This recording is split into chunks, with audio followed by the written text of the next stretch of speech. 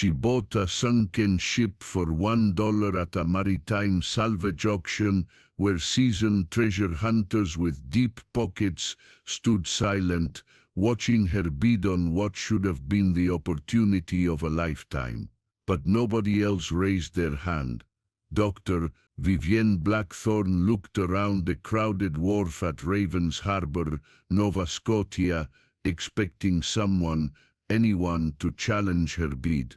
The Tempest's Grace lay partially submerged just 70 yards offshore, her elegant masts still visible above the grey Atlantic waters.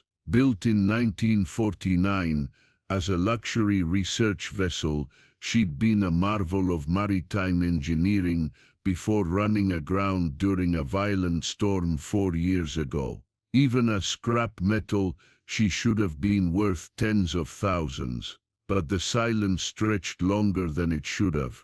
Going once, the auctioneer called, his voice lacking its usual enthusiasm for such high-stakes maritime auctions. Vivienne noticed something else strange. The crowd of experienced salvage operators, deep-sea treasure hunters and maritime dealers weren't looking at the ship. They were looking at her with expressions that made her skin crawl. Not envy or frustration at missing out on what appeared to be the deal of the century, but something that looked disturbingly like pity, as if she'd just signed her own death warrant instead of making the investment opportunity of a lifetime. Going twice, the auctioneer continued, his hammer trembling slightly in his weathered hand. An elderly woman with silver hair tied in a maritime knot stepped closer to Vivienne, her weathered hands gripping a carved whalebone walking stick. "Child," she whispered, her voice barely audible over the sound of waves crashing against the granite pier, "you don't want that ship. Captain Morgana Tidewell's vessel carries more than just barnacles and seaweed. Trust an old sailor's widow on this." But before Vivienne could ask what she meant, the gavel came down with a sharp crack that seemed to echo across the harbor louder than it should have, competing with the cry of circling seagulls. "Sold to the lady from Boston for $1. The immediate aftermath. The crowd began to disperse immediately, faster than normal, as if they couldn't get away from the wharf quick enough. But as Vivienne approached the auctioneer to complete her purchase, she caught fragments of hushed conversations drifting on the salt-tinged air. Should have warned her properly.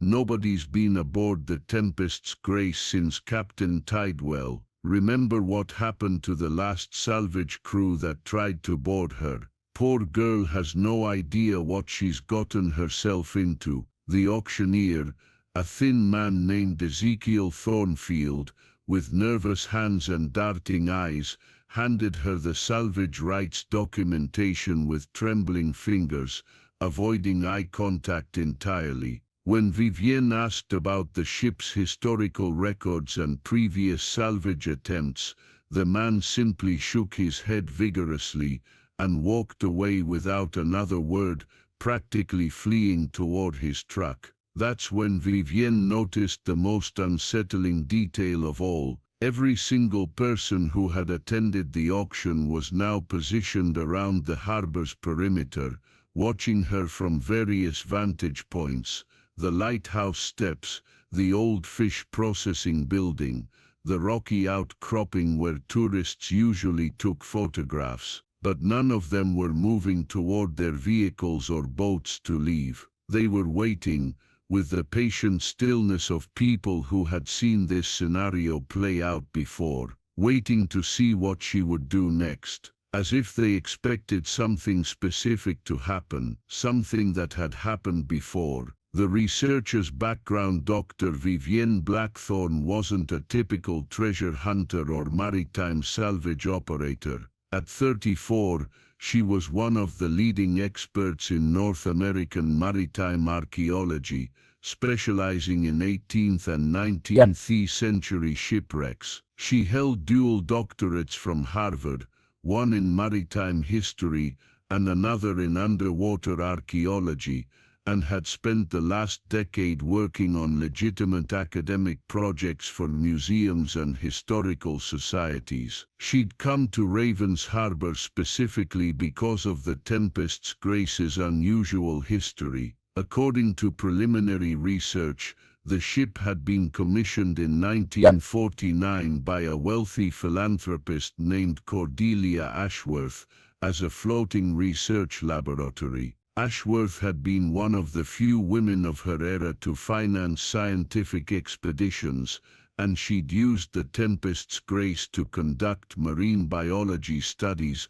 along the North Atlantic coast. The ship had changed hands several times after Ashworth's death in 1967, eventually ending up in the possession of Captain Morgana Tidwell, a former Navy officer who'd made her fortune in private maritime consulting. Tidwell had used the vessel for what she described as specialized cargo transportation and discreet oceanic research contracts. Vivienne had hoped to purchase salvage rights as part of her research into women's contributions to maritime science, a sadly understudied area of historical scholarship. The ship represented a unique opportunity to document the intersection of female entrepreneurship and marine research in the mid-20th century. $1 for complete salvage rights to such a historically significant vessel had seemed too good to be true. Now, watching the crowd of locals maintain their vigil around the harbor, Vivienne was beginning to understand that it probably was. Initial investigation rather than rushing immediately to examine her purchase, Vivienne decided to spend the remainder of the afternoon gathering information about the Tempest's Grace and her final voyage. Her academic training had taught her that proper research always preceded field work, especially when dealing with potentially dangerous underwater salvage operations. The Ravens Harbor Maritime Museum was housed in a converted 19th century customs house overlooking the harbor. The curator, a woman named Isla Northwind, greeted Vivienne with a mixture of professional courtesy and barely concealed alarm when she learned about the morning's auction results.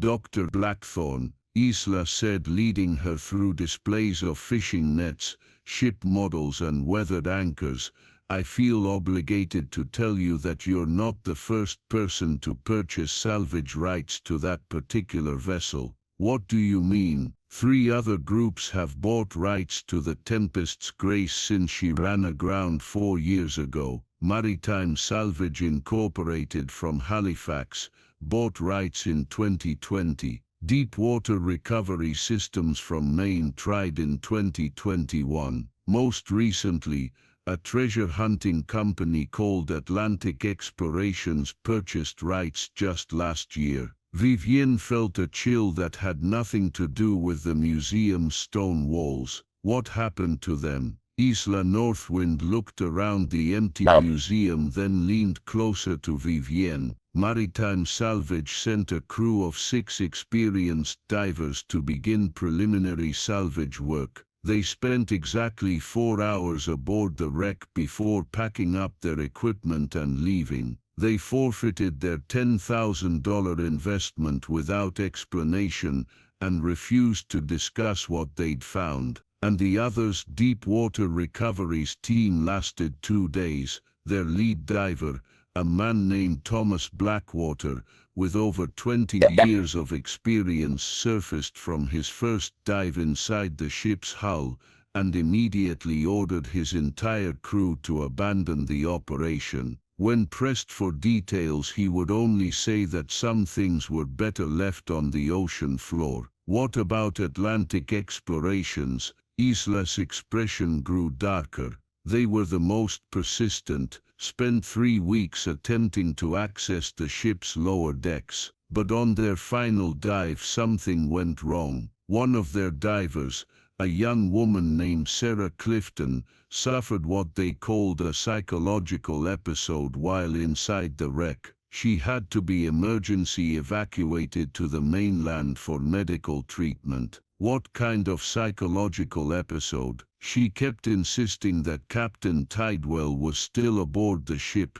even though Tidwell's body had been recovered and buried 4 years earlier. Sarah claimed the captain was guarding something in the ship's lower compartments and had warned her not to proceed.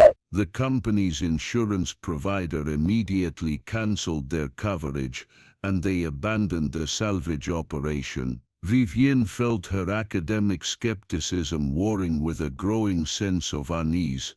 Has anyone actually succeeded in fully exploring the wreck? Only Captain Tidwell herself, and she took her secrets to the grave. The captain's final voyage Isla led Vivienne to a back room filled with filing cabinets and historical documents. From a locked drawer, she retrieved a thick folder marked Tidwell Morgana Final Voyage Investigation. This information isn't officially public record, Isla explained, but given that you now own salvage rights, you should know what you're dealing with. The documents painted a picture that grew more mysterious with each page. In November 2019, Captain Morgana Tidwell had departed Halifax with the Tempest's grace, claiming she was conducting final research operations before retiring from maritime work. Her ship's manifest listed no crew and no cargo,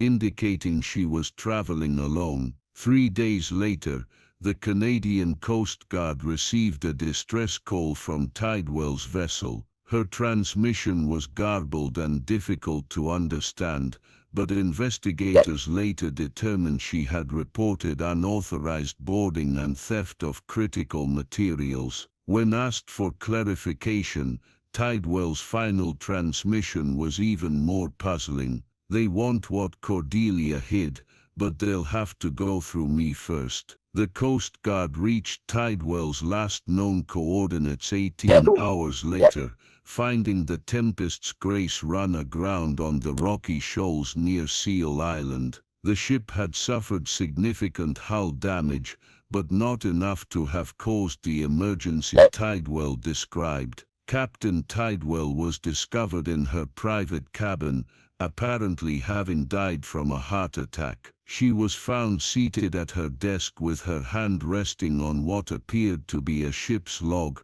but the final entries had been written in a code that investigators couldn't decipher. Most puzzling of all, despite Tidwell's claims of theft, nothing appeared to be missing from the ship. Her personal belongings were undisturbed, the ship's equipment was intact, and her considerable cash reserves were found exactly where they should have been. The official conclusion was that Captain Tidwell suffered a medical emergency, became disoriented, and ran aground accidentally, Isla explained. But there were inconsistencies in the investigation that were never resolved. What kind of inconsistencies? Tidwell was in excellent health according to her recent medical examinations. She was an experienced navigator who had sailed these waters for over 30 years. And most importantly, several witnesses reported seeing other vessels in the area around the time of her distress call, vessels that weren't accounted for in the official investigation. The Cordelia connection. Vivienne studied the documents, her trained historian's eye-catching details that others might have missed. You mentioned someone named Cordelia. That would be Cordelia Ashworth, the ship's original owner. Exactly, and that's where this story gets truly interesting. Isla retrieved another folder, this one marked Ashworth, Cordelia State Records. Cordelia Ashworth had been far more than just a wealthy philanthropist with an interest in marine science.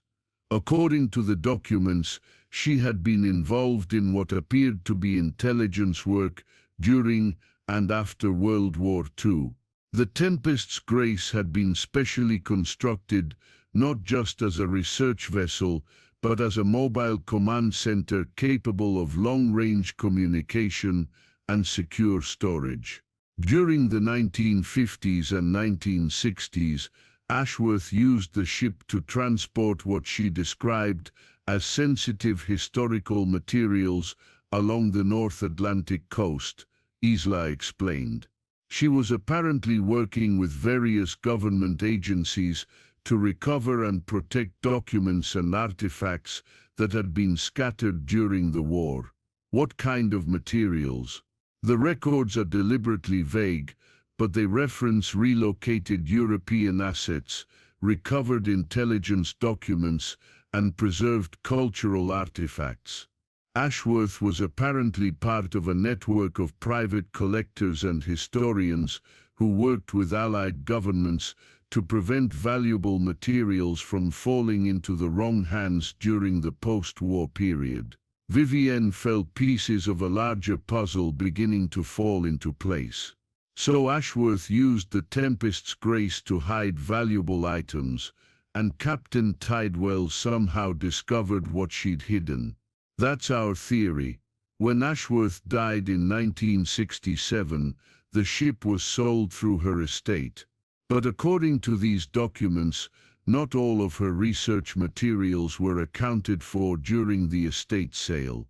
Several items described as critically important to national securities were noted as missing, and you think they were still hidden aboard the ship. We think Captain Tidwell spent years searching for them, and we think she finally found them just before her death. The evening reconnaissance as the sun began to set over Ravens Harbor, casting long shadows across the water, Vivienne decided to take her first close look at the Tempest's grace.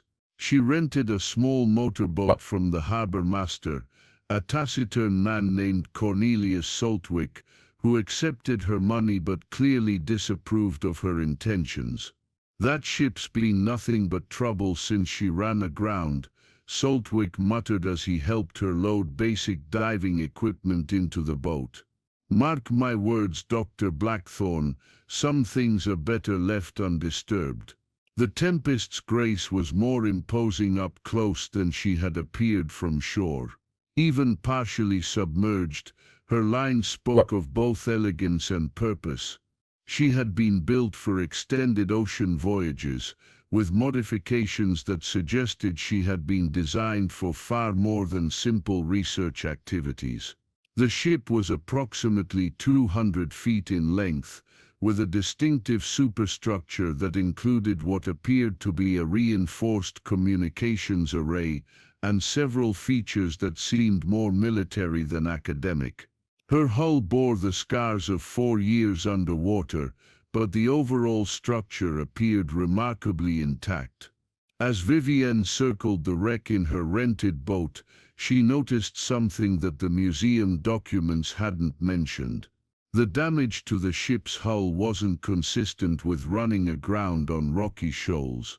The hull breach was located amidships on the starboard side, and the edges of the damage looked deliberately created rather than caused by collision with rocks. Someone had scuttled the Tempest's grace on purpose. But more intriguing was what she observed about the wreck's current condition. Despite being underwater for 4 years, the ship showed signs of recent human activity. Ropes and salvage equipment from previous operations were still in place, but they had been arranged in a way that suggested ongoing maintenance rather than abandonment. Someone had been keeping the wreck accessible, maintaining clear entry points and safe diving routes. The question was who and why. The watchers returned as Vivienne prepared to return to shore. She noticed lights moving along the coastline where the auction crowd had gathered earlier. Someone was still watching the Tempest's grace, even as darkness fell across the harbor. Her radio crackled to life with an incoming transmission on the marine emergency frequency. Unknown vessel near the Tempest's grace, a woman's voice said, crisp and authoritative. You are advised to clear the area immediately for your own safety. Vivienne picked up the radio microphone. This is Dr. Vivienne Blackthorne, legal owner of salvage rights to this vessel. Who am I speaking with? Dr. Blackthorne, this is Commander Patricia Stormwind with Maritime Security Services. We need to meet immediately to discuss your recent purchase. Maritime Security Services, a private consulting firm that handles sensitive marine recovery operations. We've been monitoring the Tempest's Grace site for several years, and we need to brief you on the situation you've inherited. Before Vivienne could respond, another voice broke into the radio conversation. Blackthorne, disregard the previous transmission. This is Agent Rebecca Tidecrest with the Department of Cultural Protection. We have a federal interest in this vessel and need to speak with you as soon as possible.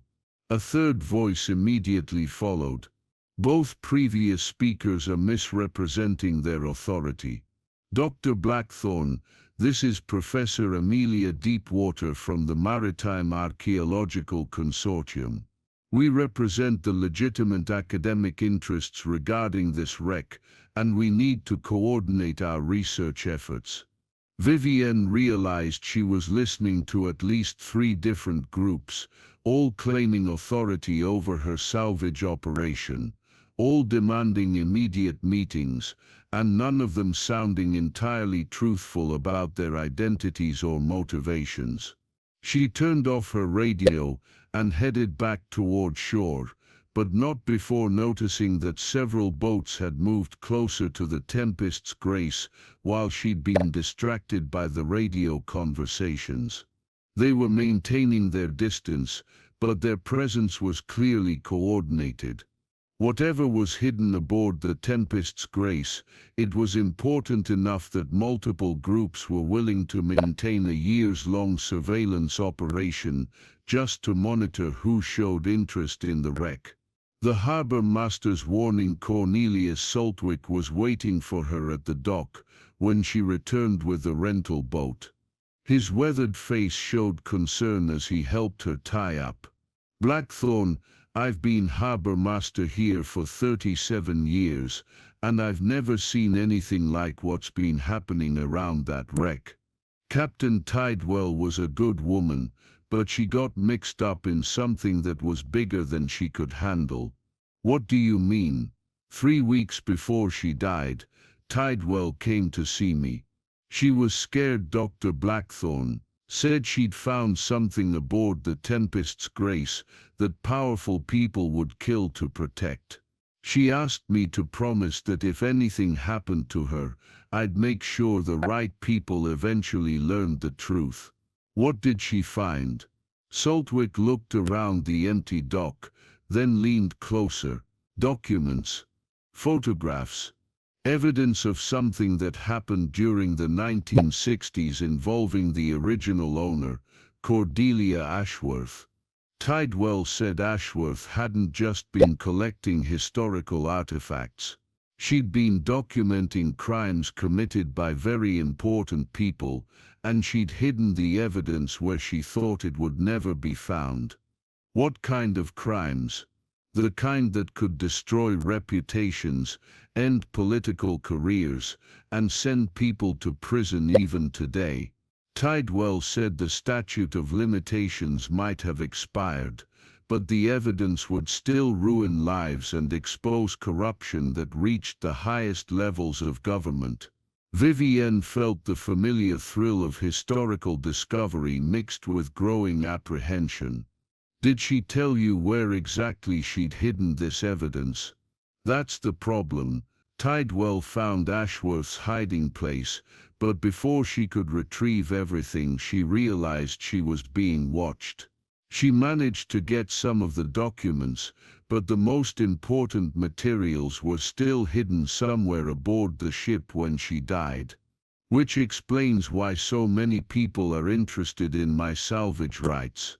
Exactly, and it explains why previous salvage attempts failed. Those other companies weren't looking for historical artifacts or valuable cargo. They were looking for specific documents that could incriminate people who are still alive, still powerful, and still very dangerous. The night visitors Vivienne had booked a room at the Moonlight Inn, a small bed and breakfast overlooking Ravens Harbor. She'd planned to spend the evening reviewing her research and preparing for her first dive the following morning. Instead, she found herself fielding a series of unexpected visitors. The first knock came at 9:30 p.m. Commander Patricia Stormwind turned out to be a woman in her 50s with silver-streaked hair and the bearing of someone accustomed to command authority.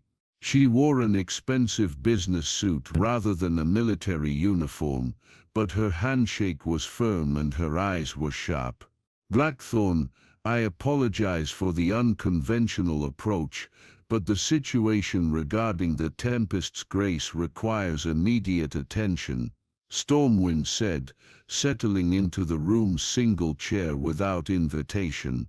"I represent interests that have been monitoring this vessel since Captain Tidewell's unfortunate death." "What kind of interests?" "The kind that could offer you $100,000 to transfer your salvage rights to a more appropriate organization. No questions asked, payment in cash, transaction completed tomorrow morning." Vivienne felt her skepticism rising. $100,000 for rights I purchased for $1. What could possibly be worth that kind of money? Stormwind's expression grew serious. "Materials that are dangerous to possess, Dr. Blackthorne. Captain Tidewell died because she tried to handle information that was beyond her capabilities. We'd prefer not to see you make the same mistake." "Are you threatening me?"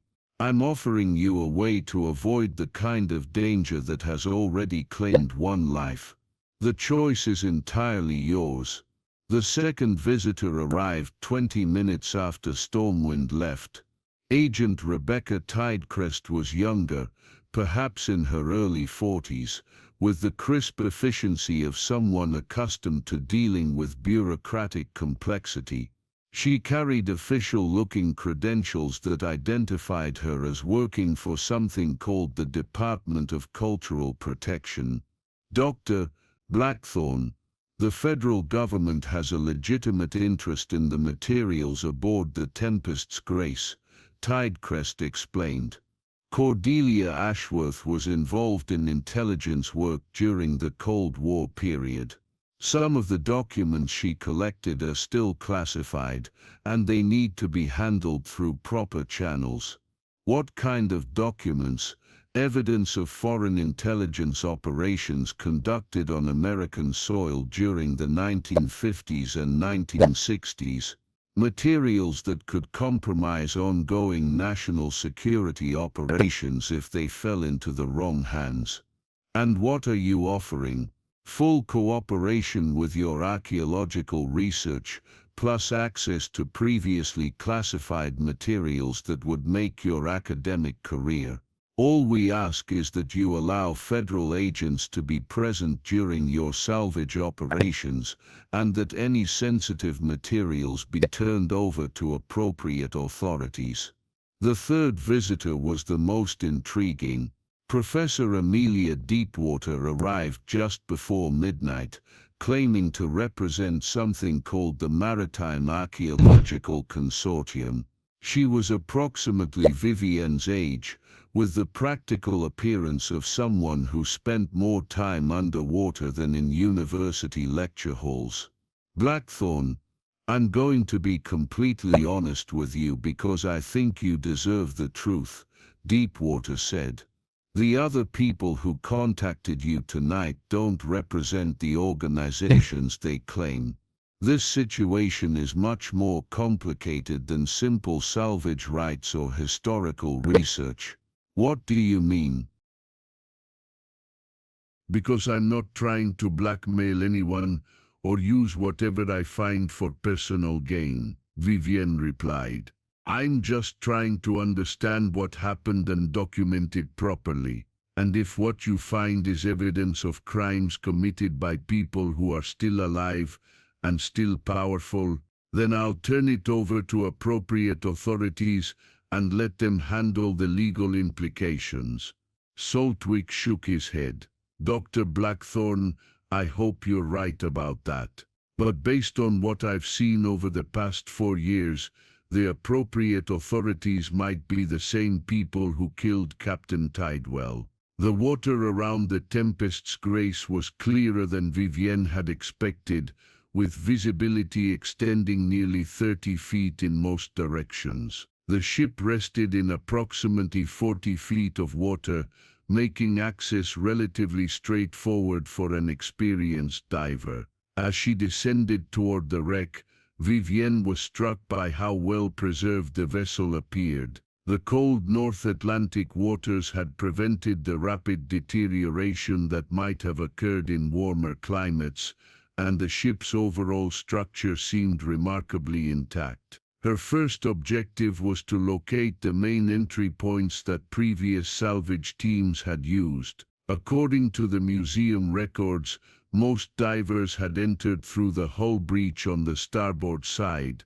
but Vivienne wanted to approach her investigation more systematically. She began with the ship's main deck, examining the superstructure and trying to understand the vessel's original layout. The Tempest's grace had been designed with multiple levels, including what appeared to be specialized compartments that weren't typical of standard research vessels. As she swam along the ship's port side, Vivienne noticed something that made her pause. Several of the vessel's windows and hatches showed signs of recent maintenance. Seals that should have deteriorated after 4 years underwater appeared to have been recently replaced, and some of the access points had been modified with modern diving equipment. Someone had been maintaining the Tempest's grace as an active dive site, keeping it accessible and safe for ongoing exploration. But more disturbing was what she found near the ship's stern. A series of underwater cables led away from the wreck toward the deeper water offshore. The cables appeared to be relatively new and were marked with warning tags indicating some kind of monitoring or communication system. The wreck was under electronic surveillance. Following the entry route used by previous salvage teams, Vivienne swam through the hull breach and into the ship's interior. The main corridor was surprisingly clear of debris, with emergency lighting that had somehow remained functional after 4 years of submersion. She made her way toward the stern, where Captain Tidewell's private quarters would be located. According to the Coast Guard report, that's where Tidewell's body had been found, and where she had apparently been working with documents just before her death. The captain's quarters were larger and more elaborate than Vivienne had expected. The space had been designed as both living area and office, with built-in furniture, extensive book storage, and what appeared to be a sophisticated communication center. But it was the floor that caught her attention.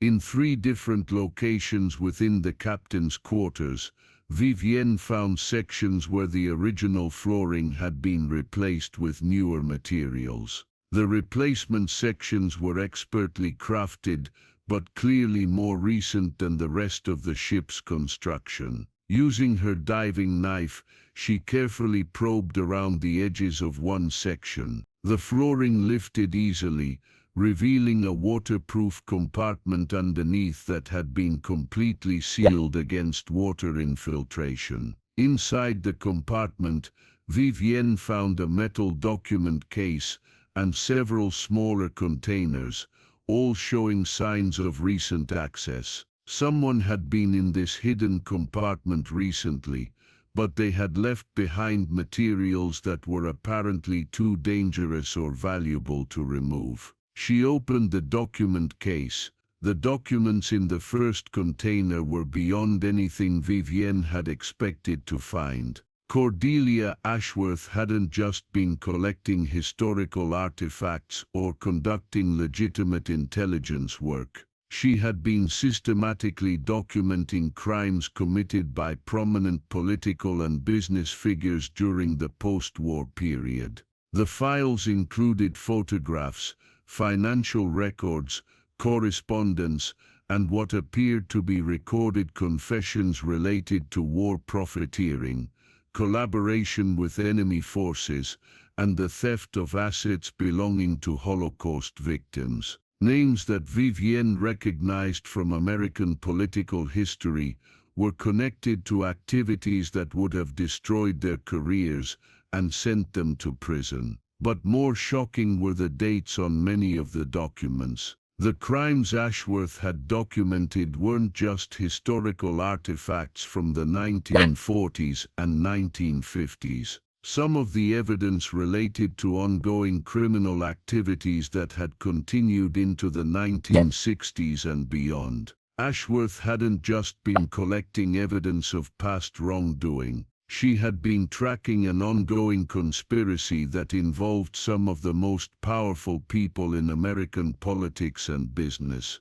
And according to notations in her handwriting, she had been using this evidence to force these people to support causes she believed in: funding for historical preservation, support for Holocaust survivors, and contributions to various charitable organizations. Cordelia Ashworth had been running a decades-long blackmail operation disguised as philanthropic work. As Vivienne continued examining the documents, she realized why so many people were interested in the Tempest's grace. The evidence Ashworth had collected didn't just implicate people who were now dead. Many of the individuals named in the documents had children and grandchildren who were currently prominent in politics, business, and society. The sins of previous generations could still destroy current reputations, end political careers, and result in massive financial liability for inherited assets that had been acquired through criminal activity. But even more disturbing was what she found in the second container. Captain Tidwell had apparently spent years investigating Ashworth's methods, and had discovered that the blackmail operation hadn't ended with Ashworth's death in 1967. Someone had continued using Ashworth's evidence to manipulate prominent figures for the past 50 years. The same families that had been vulnerable to Ashworth's blackmail had been systematically controlled by whoever had gained access to her files after her death. The Tempest's grace didn't just contain evidence of historical crimes. It contained proof of an ongoing conspiracy that had been influencing American politics and business for half a century. As Vivienne photographed the most important documents with her underwater camera, she began to notice signs that her dive was being monitored. Shadows moved past the ship's windows in patterns that suggested other divers in the area, and she could hear the distant sound of boat engines that seemed to be circling the wreck site. Her underwater communication system crackled to life with an incoming transmission. "Dr. Blackthorne, this is your final warning. Surface immediately and abandon your investigation, or face the same consequences that Captain Tidwell experienced." The voice was electronically disguised, but the threat was clear. Vivienne realized that her first dive had confirmed everyone's worst fears about what was hidden aboard the Tempest's grace. She had found evidence that could destroy some of the most powerful people in the country, and those people were apparently willing to commit murder to protect their secrets. But as she prepared to surface, Vivienne made a discovery that changed everything. In the third container, she found a letter addressed to whoever finds this evidence, and signed by Captain Morgana Tidwell, dated just 3 days before her death. The letter explained that Tidewell had discovered not just Ashworth's original blackmail operation, but evidence that Ashworth herself had been murdered in 1967, when she threatened to expose the conspiracy publicly. For over 50 years, the same people who had killed Ashworth had been using her evidence to control American politics from behind the scenes. But most importantly, Tidewell's letter revealed that there were additional hidden compartments aboard the Tempest's Grace, containing evidence that could expose not just historical crimes, but ongoing criminal activity involving current political leaders, business executives, and foreign intelligence operations. The ship was a floating archive of 50 years of American political corruption, and Captain Tidewell had died trying to expose it. Previously, Dr. Vivienne Blackthorne bought a sunken ship for $1 and discovered evidence of a 50-year political blackmail conspiracy. Now she's being threatened by the same people who killed Captain Tidewell.